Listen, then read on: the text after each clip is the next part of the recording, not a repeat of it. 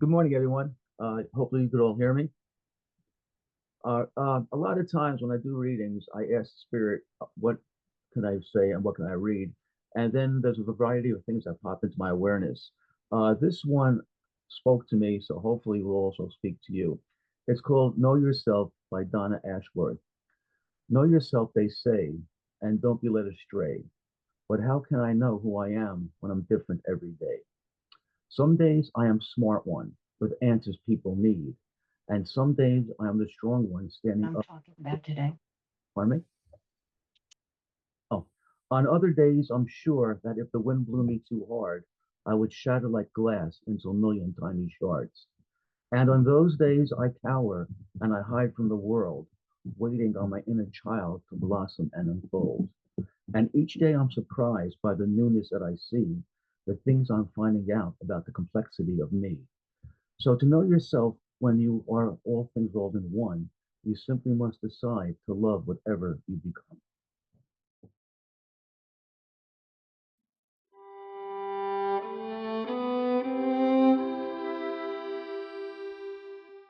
As you just heard Gary's talk or inspirational reading, there's always synchronicity that comes about because, and thank you, Gary, for reminding me about that synchronicity.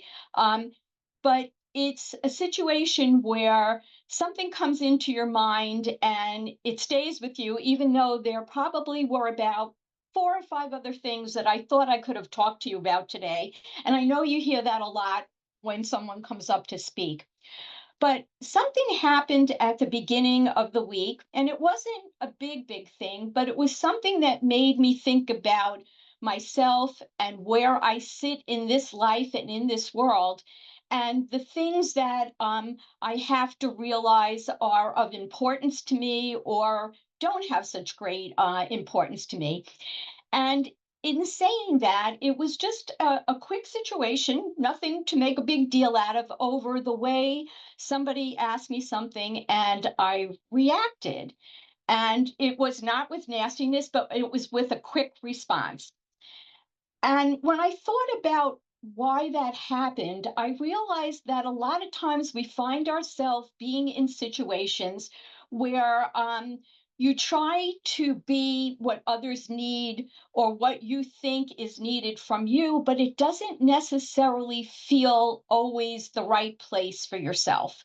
And because we all want to be part of things and we all want to learn and grow and continue to learn and grow, sometimes we will do something or say yes or just be on board because of the fact that we all want to be part of each other's lives or part of how the universe has changed for us over our years of being here. But basically, what I realized is while that's all wonderful and we want to develop and we want to not say, oh, because I'm this age, I can't learn more or do more, it doesn't always sit with who we are as far as being ourselves. And I realized by that one response that I had that that's what was happening. I was feeling like, oh, I should. And here comes the I should, I could, I would kind of, feelings that we all go through over a lifetime. And I am the biggest one for I should have, could have, would have done it and didn't. But I realized in saying that the only time we really learn, grow, develop, feel pleased about who we are is when we are authentic to ourselves, which is basically what Gary was saying, with being ourselves. And over the years, I've watched changes, and it's funny because now I feel like my mother, as she was growing older, saying, well, look at all the changes that have happened in the world, look at all the developments and everything. And I realized that is it being stagnant? Is it being unresponsive? Is it being closed minded if you don't come into all of the things that the world now has here that we could possibly grow from or develop differently?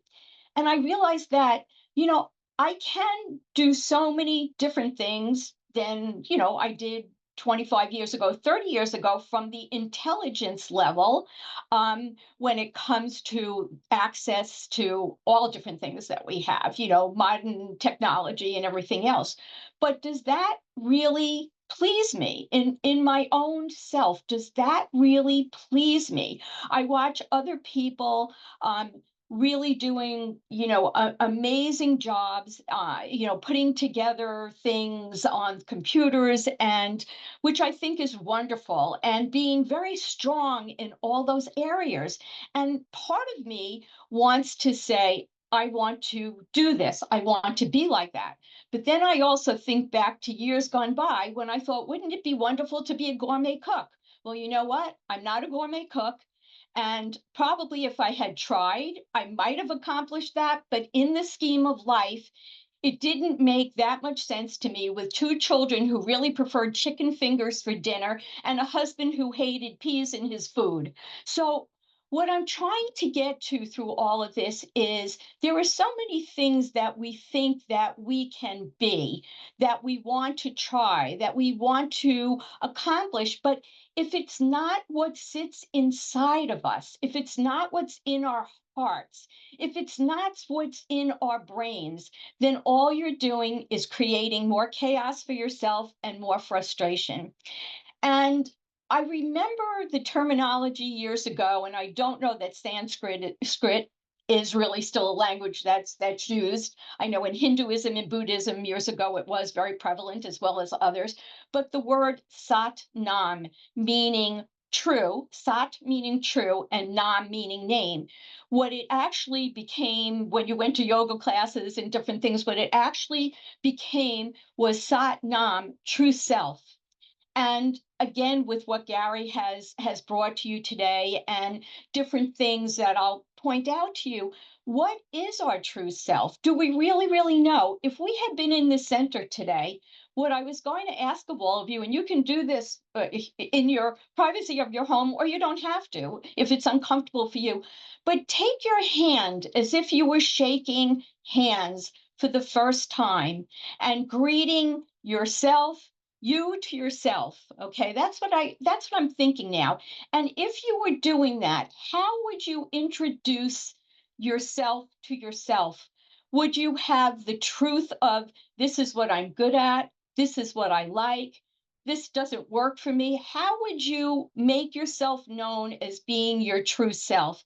And I realized to myself that so many times we want to put together things about ourselves that really make us fluff a little bit. It may look better on a resume. It may look better when we're talking to people and telling them what we've done. But in truth, is that who our true self is? And is that what makes us feel comfortable?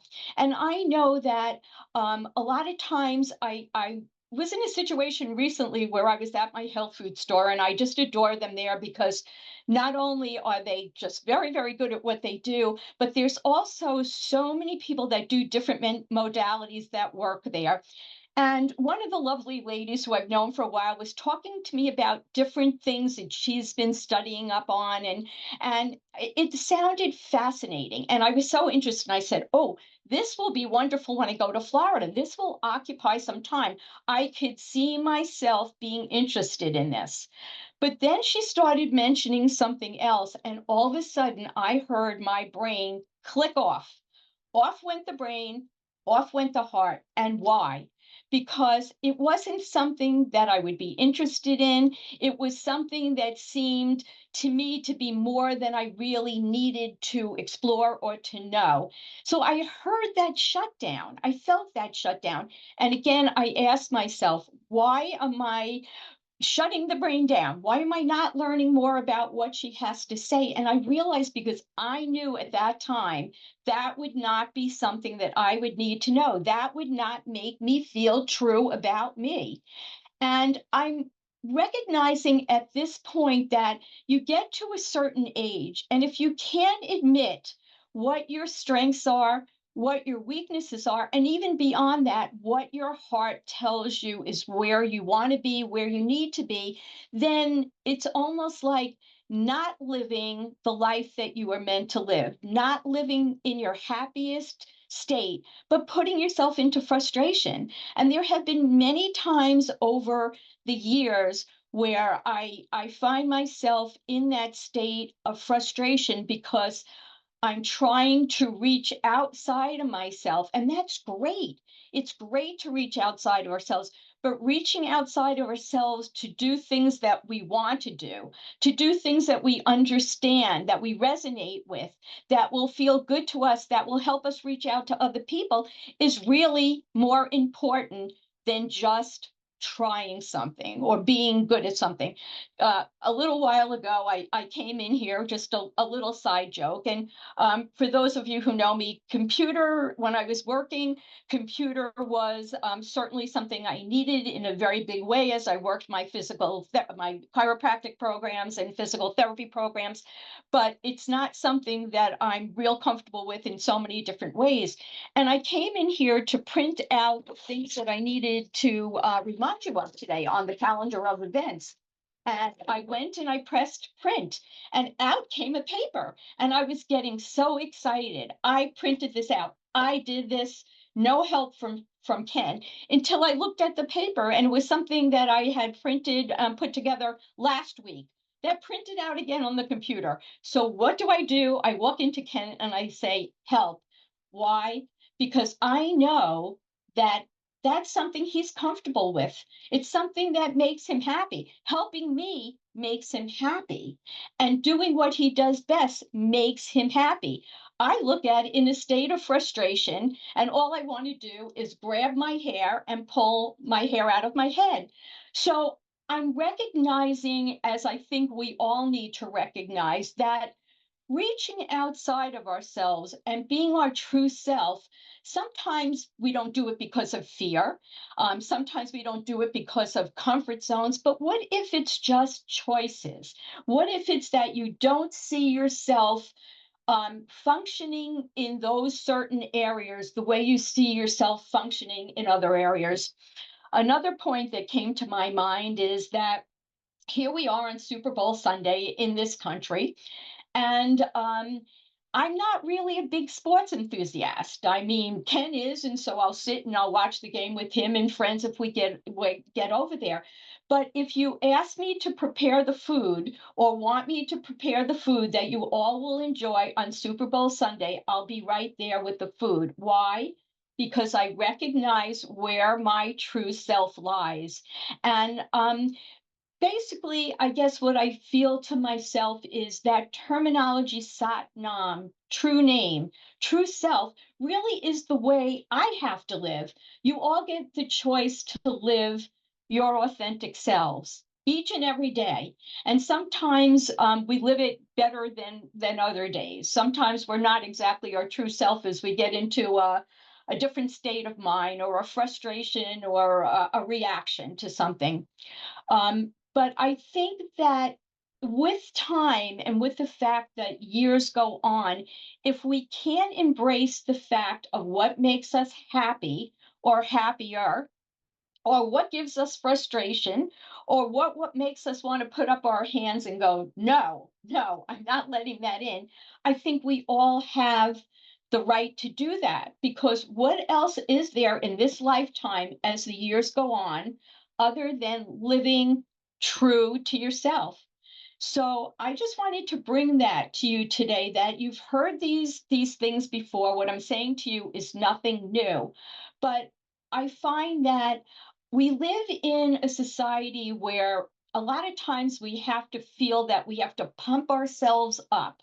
You know, we have to be part of a different way of being than who we have normally been. And I want to pump myself up to be in the joys of being with family and friends. I want to pump myself up to learn things that are of interest in me. But at this stage of life, I really don't want to pump myself up to be something I'm not. And I want to say that to people because a lot of times we feel that we have to be something we're not in order to fit in with other people, in order to be valuable to society, in order to be valuable to our families. I mean, I am finding myself saying no more to my kids than I ever did before. Why? Because when I was a younger mother or a an older mother, it doesn't matter. I thought my job was to say yes to everything. And even if underneath I felt like, darn, I don't want to do this, or I don't feel this, or I don't agree with this, I felt the yeses had to be there. Now I find, no, I don't want the yeses to always be a part of who makes me not authentic to myself. So that was really what I wanted to bring to you today. And Gary just reinforced with his reading, just reinforced what I was going to talk about because there were a couple of other things that I had in mind. But that to me seemed the most relevant that at this stage of our lives, and we're some of us are in our, 50s, 60s, 70s, some of us are younger and we embrace all ages, but we need to know what makes us happier in living this life at this stage of our life. Maybe at the next stage of our life, it'll be something different. I know when we were younger, it was still different because time changes things. Time brings us into different places that we want to be in our life. So in leaving you and tying this all together at this point, I just want you to ask yourself if you're happy living the life. And we can't be happy all the time, that's for sure. And sometimes it seems like there's more days that are not as uplifting and happy as it could be. But I just want you to ask yourself if in living the life that you believe is your true life, are you happier than in trying to make things fit? And that's what I'm going to leave you with for today. And I thank you for listening to me. And I just hope we all are living our true life at this point. So thank you.